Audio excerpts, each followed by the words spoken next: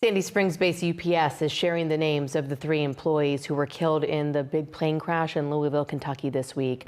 International Relief Officer Captain Dana Diamond, First Officer Lee Truitt, and Captain Richard Wartenberg are 3 of the confirmed 13 victims who died Tuesday.